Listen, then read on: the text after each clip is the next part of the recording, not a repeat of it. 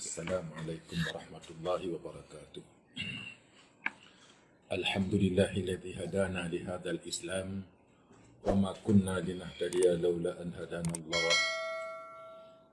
Asyhadu an la ilaha illallah wahdahu la syarika lah. Asyhadu anna sayyidina wa nabiyyana Muhammadan abduhu wa rasuluh. Allahumma salli wa sallim wa barik ala sayyidina Muhammad wa ala alihi wa sahbihi ajma'in. Allahumma alimna ma yanfa'una wa anfa'na ma 'allamtana. Allahumma anfa'na mimma 'allamtana wa 'alimna ma yanfa'una. Allahumma nawwir qulubana bi nuri hidayatik. Allahumma nawwir qulubana bi nuri ma'rifatik. Allahumma nawwir qulubana bil Qur'anil 'azim. Wa sallallahu ala sayyidina Muhammadin nabiyil ummi wa alihi wa sahbihi ajma'in. Walhamdulillahi rabbil alamin.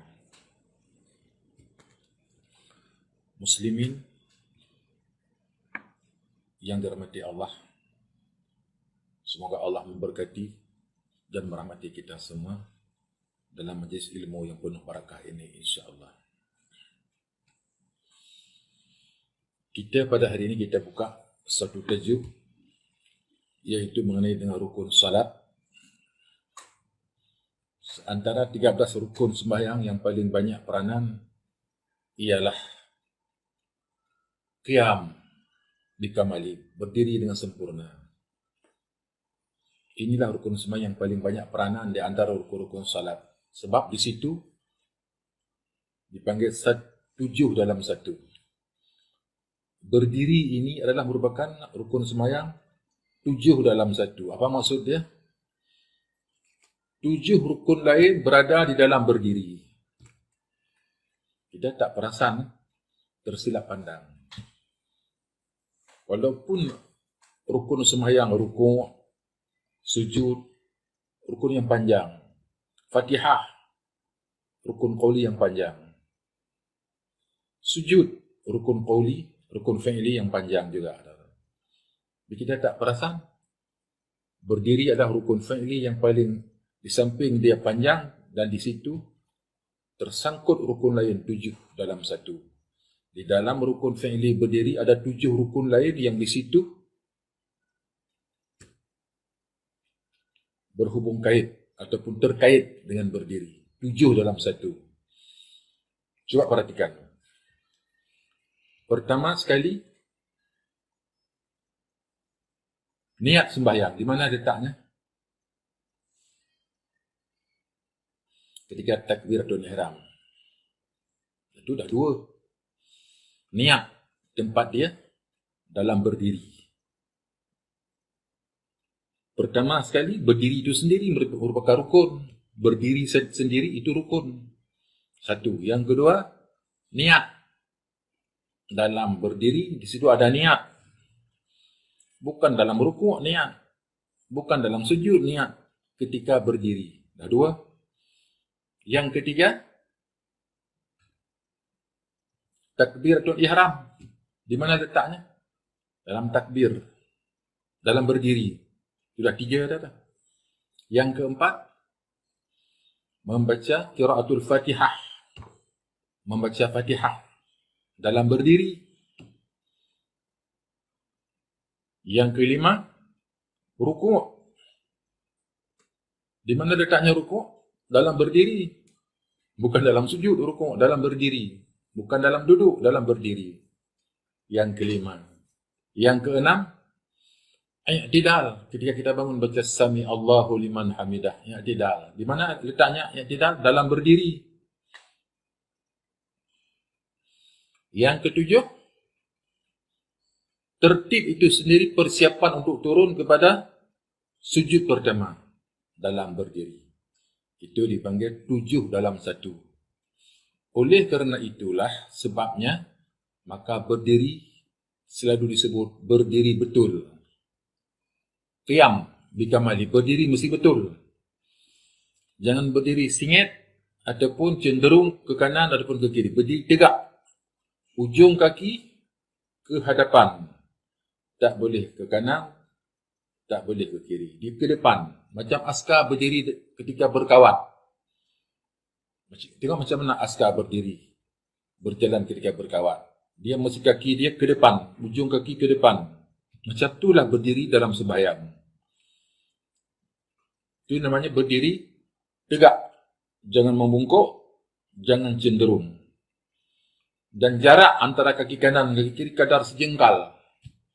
Sejengkal itu menurut ukuran tangan sendiri. Jangan rapat sangat, jangan jarang sangat. Berdiri tegak, lurus, dan ujung kaki ke hadapan, jarak antara kaki kanan dan kaki kiri kadar sejengkal. Itu namanya berdiri betul. Itu namanya berdiri betul. Disitulah peranan khusyuk dalam sembahyang. Tengok syaitan diperhati tuan-tuan. Diperhati orang mukmin bila berdiri sembahyang berdiri betul. Apa perasaan syaitan? Ini tak boleh kacau. Ini berdiri pun sudah tegak, berdiri sudah sempurna. Tak ada harapan, peluang untuk kita mengganggu orang mukmin yang mendirikan salat kepada Allah Subhanahu Wa Taala. Inilah peranan tuan-tuan. Berdiri kena betul. Selagi belum betul berdiri, jangan angkat tangan untuk bertakbir. Pastikan berdiri dengan betul, baru siap. Standby untuk takbiratul ihram. Nampak tak? Inilah berdiri betul. Ini baru mukadimah tuan-tuan. Nanti belum kita huraikan bentuk Fatihah pula. Berdiri dengan betul. Contoh, bila kita berdiri tegak, baru Allahu Akbar. Kan nampak sempurna? Bila berdiri sudah betul, bila kita takbir pun dengan betul, niat pun sudah siap, sekali dengan takbir. Niat dia sekali dengan takbir, dengan al, setak aja al, sudah boleh pasang niat. Allahu. Bila habis niat itu sehingga bunyi ra mati yang terakhir pada bar, habis niat. Start daripada Allahu Akbar, sudah sempurna semua. Nah, itu dipanggil rukun sembahyang berdiri. Rukun yang sangat banyak peranan di dalam sembahyang, iaitu 7 dalam 1. Ingat, ada. Nanti kita akan, insya-Allah nanti pada bulan hadapan, kita sambung lagi, iaitu peranan Fatihah. Sehingga disebut di antara rukun Fatihah, wuqu'uha fil qiyam kullih. Rukun sembahyang, rukun baca Fatihah pertama, dikata wajib jatuh Fatihah dalam berdiri semuanya daripada 7 ayat. Tu nampak tak? Fatihah wajib dibaca ketika berdiri sahaja. Sama ada di start ketika berdiri dan disudahi pun ketika berdiri. Mulai daripada Bismillah ayat pertama ketika berdiri hingga waladhdallin pun ketika berdiri. Nanti insya-Allah pada seri berikutnya kita akan baca rukun Fatihah. Itu sebab berdiri kena betul. Rukun sembahyang yang lain 7 perkara berada di situ. Fatihah saja ada 7 rukun dia. 10 rukun dia pun mesti berada di dalam qiyam, dalam ketika berdiri, insya-Allah. Seri selanjutnya nanti kita akan bincangkan Fatihah wajib jatuh di dalam berdiri. Ada satu perkara nanti saya nak sebutkan.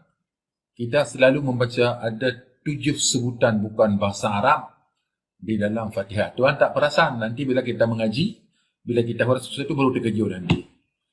Pasti ada sebutan yang tidak, jika kita tidak teliti dan tidak berhati-hati, akan tersebut perkataan min ghairil arabiyah, dengan tidak bahasa Arab. Batal Fatihah ada. Nanti ada. Bila kita hurai, sebab itu mengaji kena ada guru. Bila kita sebut satu baru terkejut. Oh ya, saya rupanya selama ini tidak sangka-sangka. Selalu, kadang-kadang walaupun imam itu hafiz sekalipun, kenapa sebut yang bukan bahasa Arab dalam Fatihah? Sedangkan rukun Fatihah yang kedua, bilughatin Arabiyah. Rukun Fatihah yang pertama, mesti baca dalam berdiri. Rukun Fatihah yang kedua, bilughatin Arabiyah. Tapi kenapa sebut itu bukan bahasa Arab?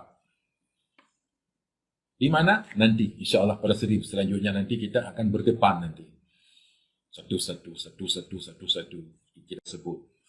7 perkataan yang bukan lughat Arab di dalam Fatihah terbaca dengan tidak sengaja ataupun tersilap pandang.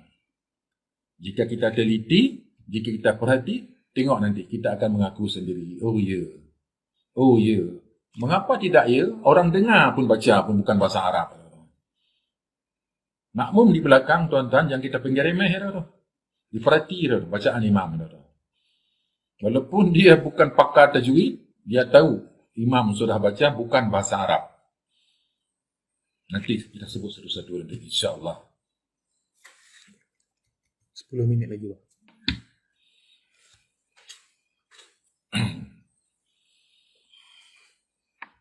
Fatihah, ingat. Apa makna Fatihah?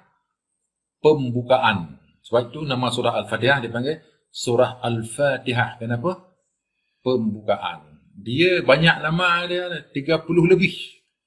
Nama surah Al-Fatihah, 30 lebih nama dia. Nama yang pertama Al-Fatihah, nama yang kedua Ummul Qura, nama yang ketiga Ummul Kitab, nama yang keempat Sab'ul Masani, nama dia ada Sab'ul Masani. Nama yang ketujuh Asy-Syifa. Macam-macam nama Fatihah.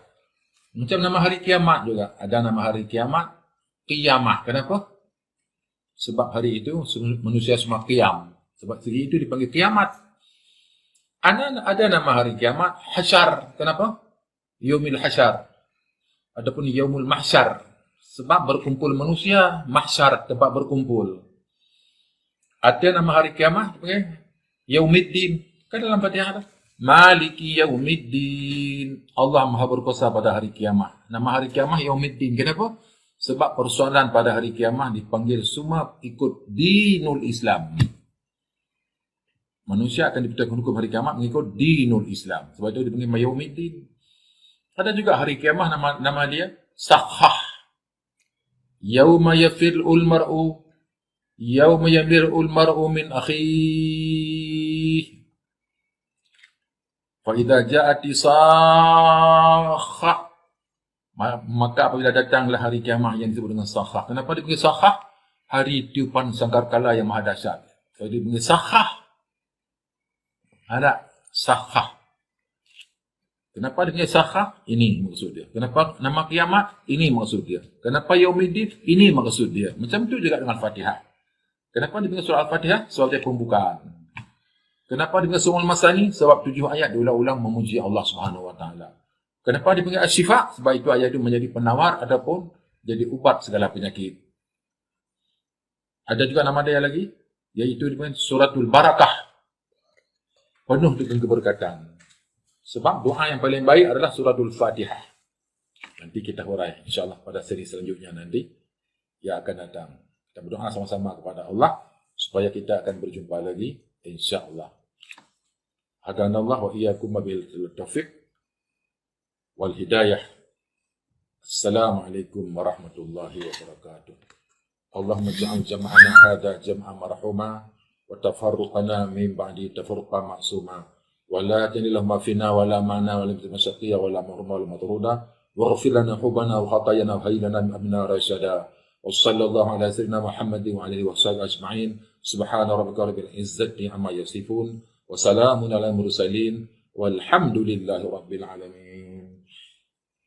Subhanakallahumma bihamdika asyhadu an la ilaha illa anta astaghfiruka wa atubu ilaik. Bismillahirrahmanirrahim. Wal 'asr innal insana lafi khusr illa alladhina amanu wa 'amilus salihati wa tawasaw bil haqq wa tawasaw bis sabr. Shadaqallahul 'azim.